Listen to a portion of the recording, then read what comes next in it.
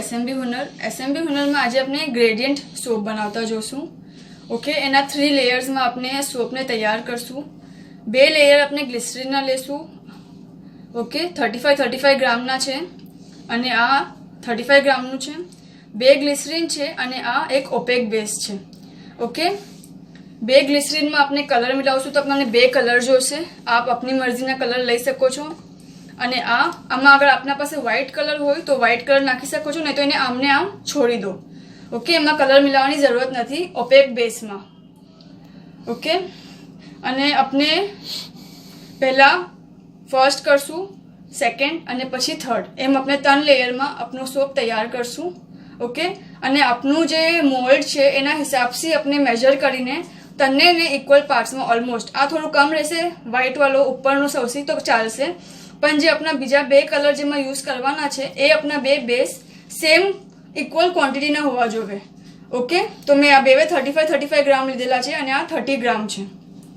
આપણે પહેલાં glycerine બેઝને melt કરશું અને પહેલાં આપણે આનાથી કામ કરશું. આપણું પાણી બોઇલ થશે પછી આપણે આપણા બેઝને મેલ્ટ થવા મૂકશું. પાણી આપણું બોઇલ થઈ ગયું છે, ફ્લેમ લો કરી લેશું. અને આ કેમ કે 35 ગ્રામ જ છે તો જલ્દી થઈ જશે એકદમ.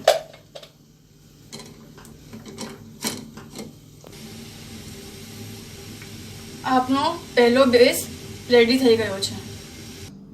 પહેલા આપણે ફર્સ્ટ કલર લેશું. ઓકે, આપણે ડાયરેક્ટ નહીં નાખતા કેમ કે ઇન કેસ અગર વધારે પડી જાય તો પ્રોબ્લેમ થશે.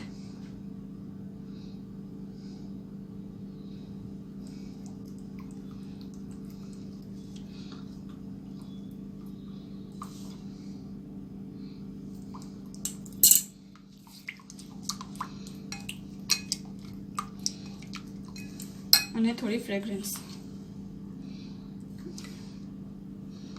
ગ્લિસરીનના બદલે આપણે એક્સ્ટ્રા ક્લિયર બેઝ બી લઈ શકીએ છીએ. ઓકે, આ આપનું રેડી છે. હવે આ જે છે આપણે આમાં મેઇનલી ક્યુબ્સ જ લેશું, રેક્ટેન્ગ્યુલર ક્યુબ્સ છે. અને આપણે થોડું સ્લાન્ટ મૂકશું. આ રૂલર લીધી છે મેં, એ થોડી થીક છે અને આમ મૂકશું તાકે આ આપનું સ્લાન્ટ જાય. ઓકે, સીધું નહીં, સ્લાન્ટ જાય. અને આપણે એને એમ જ સુકાવા મૂકશું.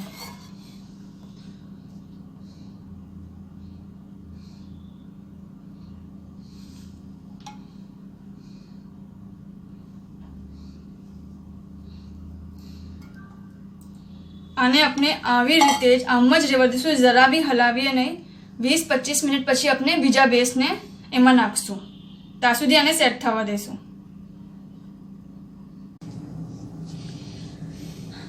આપણે આ ઓલમોસ્ટ થઈ ગયો છે. ઓકે, હવે આપણે આપણું બીજું બેઝ આનામાં તૈયાર કરતા થાય. આને આપણે બીજું જે 35 ગ્રામ છે એને આપણે લઈએ અને એને મેલ્ટ કરી અને એમાં કલર એડ કરીને પછી આપણે આને સ્ટ્રેટ કરી દઈશું, સીધું કરી દઈશું. નીચેથી રૂલર નીકાળી લેશું અને પછી એના પર બીજું લેયર નાખશું. ઓકે, પહેલાં આપણે બેઝને મેલ્ટ કરશું. આપણું પાણી બોઇલ થઈ જશે પછી આપણે બેઝ મેલ્ટ થવા મૂકશું. આપણું પાણી બોઇલ થઈ ગયું છે, એકદમ ઉકળી રહ્યું છે. આપણે ફ્લેમ લો કરીને મેલ્ટ થવા મૂકી દઈએ. ઘણા જલ્દી થઈ જશે તો આપણે यहाँ જ રહીએ કેમ કે બહુ જલ્દી મેલ્ટ થઈ જશે. આપણે આને જરા બી આના પરથી ધ્યાન નહીં હટાવી શકતા. ઓકે, જો આ મેલ્ટ થઈ ગયો છે.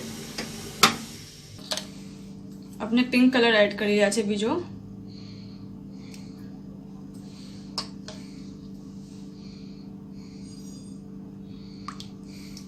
સેફ છે કે પહેલાં આપણે સ્પૂનમાં કે કંઈ નીકાળીને પછી કરીએ કેમ કે અગર ઇન કેસ વધારે કલર પડી ગયો તો પ્રોબ્લેમ થશે.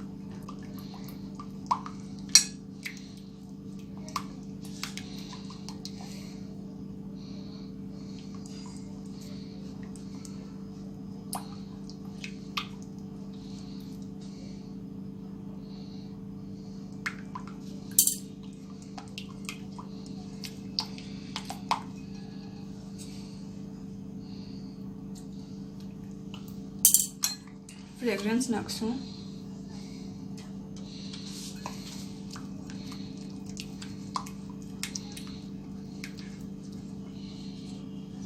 ઓકે, અને આપણે આને હટાવી દઈશું, સીધું સ્ટ્રેટ કરી દઈશું ને પછી નાખશું.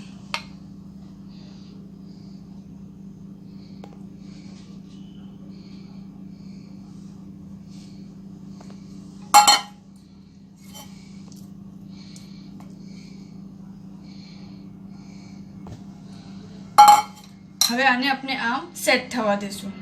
તેથી જ આપણે બેવે જે કલરમાં આપણાને જે બેસમાં આપણાને કલર મિલાવવાનો છે એ બંને આપણે સેમ ક્વોન્ટિટીનું લઈશું.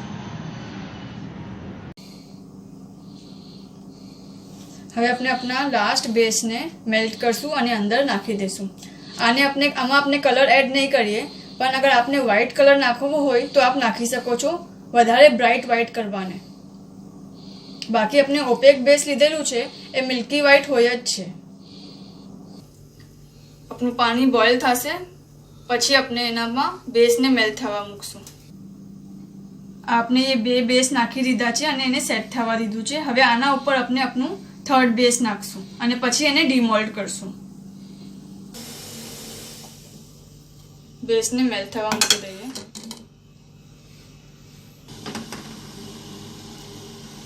આપણું બેસ મેલ્ટ થઈ ગયું છે, આપણે લઈ લઈએ. આપ ચાહો તો આમાં ફ્રેગ્રન્સ નાખી શકો છો, પણ મને આમાં આમ જ લેવો છે.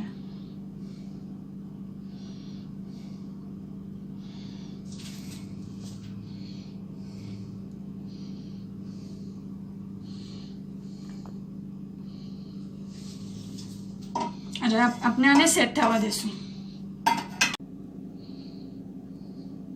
આપણું ગ્રેડિયન્ટ સોપ રેડી થઈ ગયો છે, બરાબર સેટ થઈ ગયો છે. ઓકે, આપણે એને ડિમોલ્ડ કરીને જોઈએ.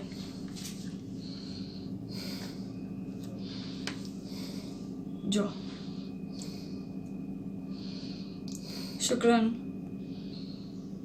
આ ફેન્સી સોપ છે. ઓકે, આપણે બે કલરમાં બનાવેલું છે.